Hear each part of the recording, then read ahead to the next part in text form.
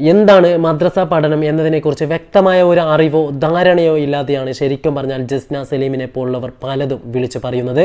ഒരുപക്ഷെ അവർ വ്യക്തമായ രീതിയിൽ മദ്രസയെക്കുറിച്ചോ അതല്ലെങ്കിൽ ഖുറാനിനെ കുറിച്ചോ മുസ്ലിമിനെ കുറിച്ചോ പഠിച്ചിരുന്നുവെങ്കിൽ ഒരിക്കലും തന്നെ ഇങ്ങനെ പറയാൻ അവരെ കൊണ്ട് സാധിക്കുമായിരുന്നില്ല.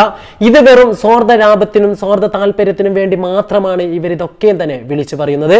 ഒരുപക്ഷെ ഹിന്ദുക്കൾ തന്നെ മാത്രം പിന്തുണക്കും, ഇത് കാരണം മുസ്ലിങ്ങൾക്കെതിരെ കൂടുതൽ ഞാൻ കുരക്കുന്നത് കാരണം ഒരുപാട് ഹിന്ദുക്കൾ തന്നോടൊപ്പം നിൽക്കും, അവർക്ക് എന്നോട് കൂടുതൽ പ്രീതി ഉണ്ടാവും എന്ന് ചിന്തിച്ചാണ് ഇവർ പലതും വിളിച്ചു പറയുന്നത്. എന്നാൽ ഹിന്ദുക്കൾ ഒരിക്കലും മുസ്ലിം വിരോധികളല്ല.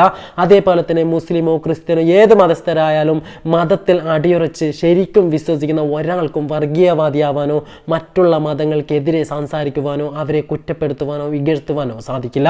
ആ സാഹചര്യത്തിൽ തന്നെ വിരോധം മാത്രം തലയ്ക്ക് പിടിച്ച് നടക്കുന്ന ആരെങ്കിലും ഉണ്ടെങ്കിൽ അവർ മാത്രമായിരിക്കും ഇതുപോലെ പ്രതികരിക്കുന്നവരുടെ പിന്നാലെ കൂടുകയും അവർക്ക് വേണ്ട കാര്യങ്ങളൊക്കെ തന്നെ ചെയ്തു കൊടുക്കുകയും ചെയ്യുക. തീർച്ചയായിട്ടും അവരെ മാത്രം ലക്ഷ്യം വെച്ചാണ് ജസ്ന ഇതുപോലുള്ള മണ്ടത്തരങ്ങളൊക്കെ തന്നെ വിളിച്ചു പറയുന്നത്.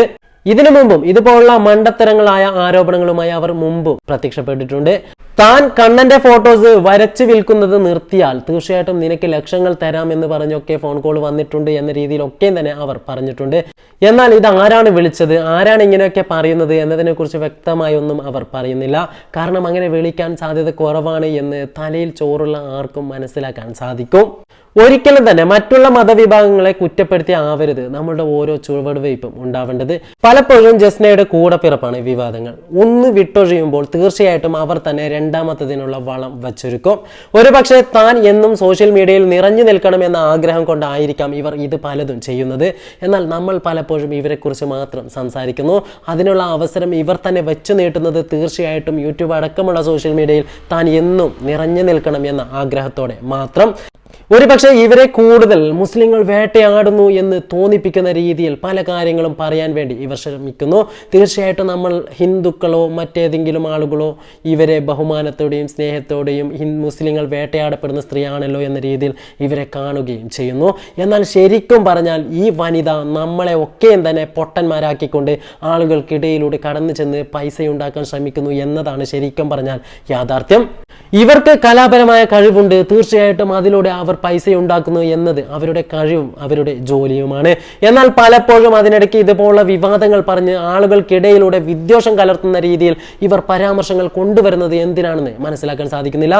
തീർച്ചയായിട്ടും ഇനിയെങ്കിലും ഇതുപോലുള്ള മണ്ടത്തരങ്ങളായിട്ടുള്ള പ്രവർത്തനങ്ങൾ നീ നിർത്താൻ തയ്യാറായില്ലെങ്കിൽ നിന്നെ എല്ലാവരും കൂടി ഒറ്റപ്പെടുത്തുകയും കല്ലെറുകയും ചെയ്യുമെന്ന കാര്യത്തിൽ സംശയമില്ല. ഇനിയെങ്കിലും നീ മനസ്സിലാക്കുക, എല്ലാവർക്കും അവരുടെ മതത്തിൽ വിശ്വസിക്കുവാനും അതനുസരിച്ച് പ്രവർത്തിക്കുവാനുമുള്ള അവകാശമുണ്ട്. പക്ഷെ നീ പറയുന്ന ഇതുപോലുള്ള വേടുകൾ തീർച്ചയായിട്ടും മതസ്പർദ്ധ ഉണ്ടാക്കുന്നത് തന്നെ എന്ന കാര്യത്തിൽ സംശയമില്ല. അതുകൊണ്ട് തന്നെ അതിൻ്റെ അടിസ്ഥാനത്തിൽ ഒരുപാട് ആളുകൾ അങ്ങും ഇങ്ങും തെറിയും പൂരവുമായി നടക്കേണ്ടി വന്നാൽ അതിനൊക്കെയും തന്നെ ഉത്തരവാദിയാവുന്നത് നീയാണ്. തീർച്ചയായിട്ടും നീ കാരണമാണ് പലപ്പോഴും മുസ്ലിം ഹിന്ദു പ്രശ്നങ്ങൾക്ക് തന്നെ ഇതുപോലുള്ള ചെറിയ സംഭവങ്ങൾ വഴിയൊരുക്കുന്നത്.